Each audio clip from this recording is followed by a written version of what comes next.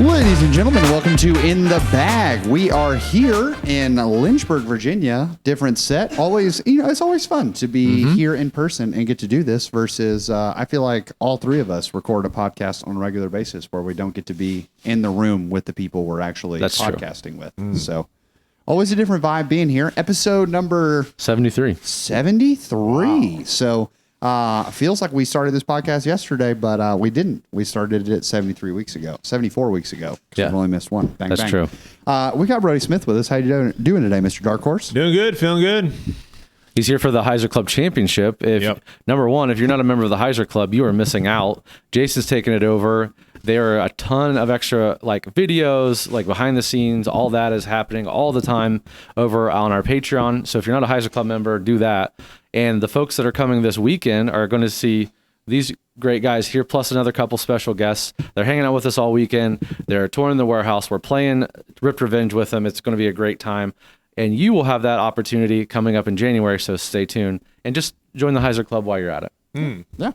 So we're going to do, this is going to be a short episode. And when I say short episode, I mean it is going to be a blitz. So we are calling this 15 Minutes with Brodie. We've got 3 questions, 15 minutes. So 5 minutes apiece. Sound good? Easy. Awesome. Our first question is, when we had you on the bag last, you kind of talked through how certain molds make it in your bag. You're coming to the end of your season. You got one major left. And are there any discs that, as you have gone through the season or even necessarily heading into off season, that feel like they're on the chopping block, or changes that you may see coming in your bag? The only disc that I would say that I'm probably going to try to dial in the off season is probably just my roller disc. I think that's it. I think, there are 2 type of pros that you'll bounce into. You'll have the Frisbee lovers, where they just love trying new discs. They'll say oh, I just put this new disc in my bag. I can't wait to play with it on this tournament. Yeah. And then there's ones that are just this is what my bag is, and this is what I'm rocking with.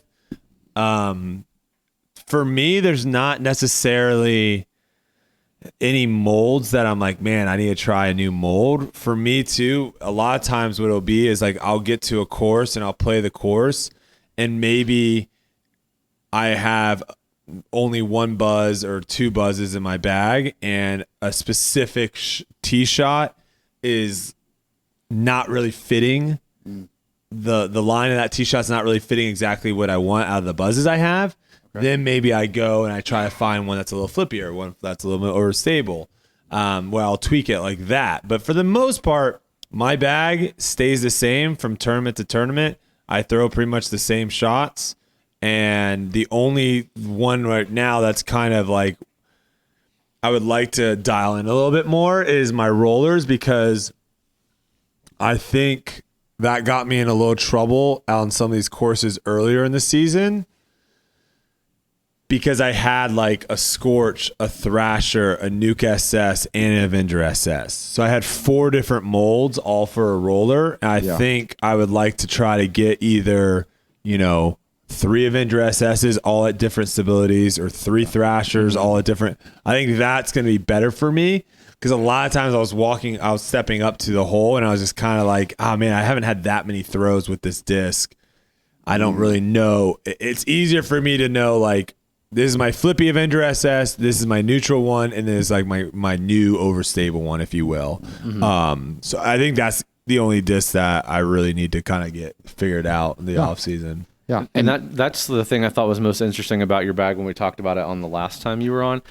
Because you are a mold minimalist, really, because you're looking for hey, I love the Raptor, so I'm finding all these stabilities of Raptor for my bag, so you're not dealing with oh, I need to choose 1 of 5 discs for this type of flight. So I think that makes a lot of sense. Now, just since it's a hot topic right now, the Cicada from Discraft, is that just off the shelf, too flippy and unusable for someone like you, or? I haven't thrown it to actually get a gauge of what it flies like. What people have told me is it's it's similar flight to an Undertaker, which is on the, I would say, flippier side. However, there are Passions that are also on the flippier side as well. So to me, I think a lot how I view discs are this. I think there are a lot of discs that do the same exact thing. They just feel a little bit different. And for some people, that feel means the world. To me, it doesn't. So, could I switch my passions out with cicadas? Yeah, I could probably. And would I be fine? Yeah. But I already have passions that I know exactly what they do. Right. So I would rather just keep running with those than having to learn new discs. Because essentially that's what you do is like when you lose a disc that you then have to try to replace, you have to throw it a couple times and get a little bit of trust into knowing like, okay, there's the different flights it's going to have on different angles. So if your bag is filled with discs that you're comfortable with and you know exactly how it flies, that's going to be better for you. And then, I also look to people like Isaac Robinson, who's had a lot of success on tour this season. He goes out to Champions Cup and he's walking around his practice rounds without a bag and he's just like carrying like 5 discs. Yeah. And I think there's a lot to be said about that where if you actually, you look at my bag, I do have a lot of discs in my bag. But if you actually watch what discs I throw off the tee, I'm not really throwing that many different discs. I just have a lot of I have a really overstable machete that really I only use every once in a while. I have some discs that are really flippy that I'll use forehand only. Other than that, I don't ever. So I have a lot of very specific utility shots for discs. But the majority of the time, it's I'm throwing this buzz, I'm throwing this passion, I'm throwing this nuke, I'm throwing this vulture. That's it. There's a lot to be said there because I think the more you grab, the more molds you put in your bag. I know specifically for me, I shoot much better scores if I'm okay, well, I'm only really throwing these 5 discs today versus all right, I'm going to try to out all these discs. And I think something that's interesting, a compare and contrast, we were playing with Tech Disc this week and you're all right, this is 10-degree hyzer, and you threw it as 11 degree. You have that kind of sensitivity and control, whereas someone like me, I couldn't tell you. You know what I mean? So I think there's a lot to be said there. So you really need to have the trust and the knowledge of your disc and exactly what it's going to do because you have that kind of I guess variability with your throws. Yeah, and a lot of times when I throw, the result of a throw a lot of times is on me. Of where I'm crap, that I didn't release it where I wanted to, I threw it to whatever it may be. Most of my mistakes are going to be that, but there are times also where it's the wrong disc selection, and those are the ones that I hate even more because those are, in my opinion, those are the ones that I can remove. That's a mistake that I can remove from my game where I'm not going to throw perfect. I'm not going to throw a great shot every single time, but I can make the right decision every time. And so when I end up making the wrong one, those are the ones that are really annoying. And I think it's easier to make the wrong one when you have tons of different types of discs in your bag. And also when you're not throwing them that often, right? Yeah. When you're I haven't thrown this disc in 2 weeks. Yeah. I think last time I threw it, you know what I'm saying? Yeah. That's why it's that was way more overstable than I remember it being. Exactly. Yeah. And that's why it's important to kind of always throw your bag. If you're trying to play your best, that's a big one. Yeah. Speaking of, throwing, haven't thrown this in 2 weeks, leading us to our next question. And so you have USDGC next week, last major of the year. And you're obviously here. You're not in Rock Hill right now practicing. But I know even as we've built our schedule this week, you're I got to go practice. So you're heading to New London. You're playing New London. What is it like in terms of when you're trying to practice at New London and also prepping for USDGC? Is it just simply the throwing your different discs to remember how they're flying, getting yourselves in sort of scramble scenarios to okay, this is what it can do if I have to? What's your process like? I think for the majority of the courses we play, the amount of practice time on the courses is super overrated. And something that people talk about a lot of I'm getting into this course 2 weeks before to prep. I think it's actually really overrated. I think obviously when there's 2 courses that we have to play and there's 36 holes, then yeah, maybe getting there a little bit earlier than three days before might help. But 3 days before a tournament, I'm going to have, multiple shots, multiple rounds on these course on USDC, a course I've already played, a course that hasn't really had any changes. I'm going to feel pretty confident.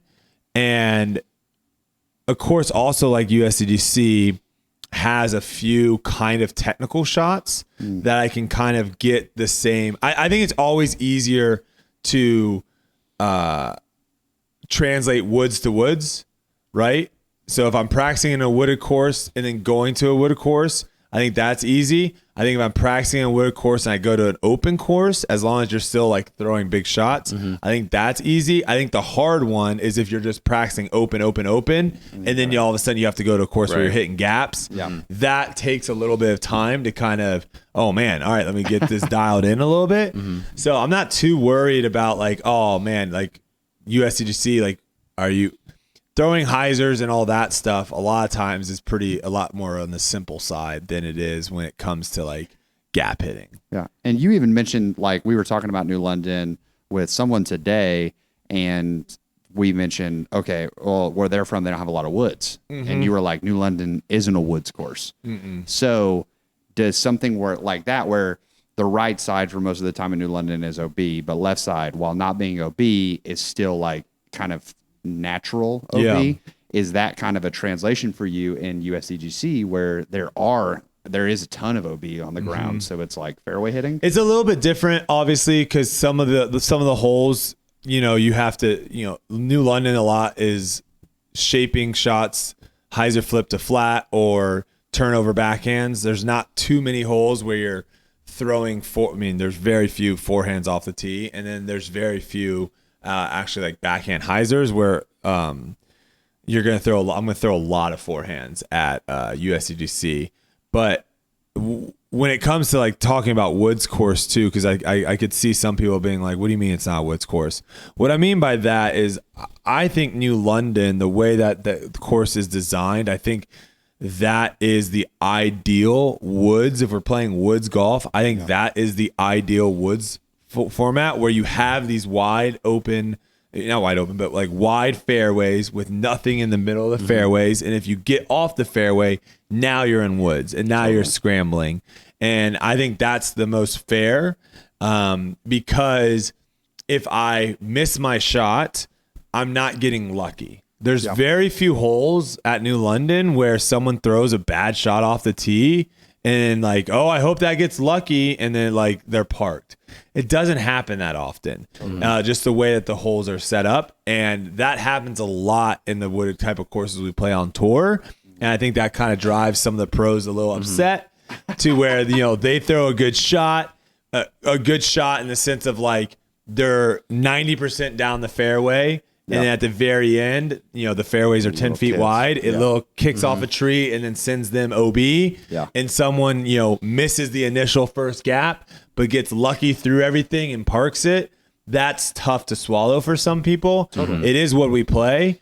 But to me, I think New London, you're going to see the cream rise at the top. Like, you're not going to see people that are throwing poorly off the tee be able to score well out there. So I think that's the play. Yeah, I'm couldn't agree more. I'm just thinking of even the video we shot today where I threw that atrocious tee shot on like 13, kicked first available, and it went over there, and it was like, cool, I have a professional throwing after me, and there is literally nothing you have. You get absolutely punished, and I think that's what woods golf should be. I don't think if that throw right there, I would have to make either an incredible second shot or an incredible third shot, 100-foot putt or something like that to save par. Which is because you're going to have some people that hit the gap and throw it, and it gets to like 30 feet and they miss it, and now they got a par, and all of a sudden you that just throw a shot way left.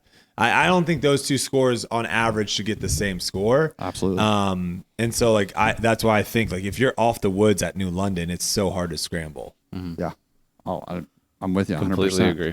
And also the OB.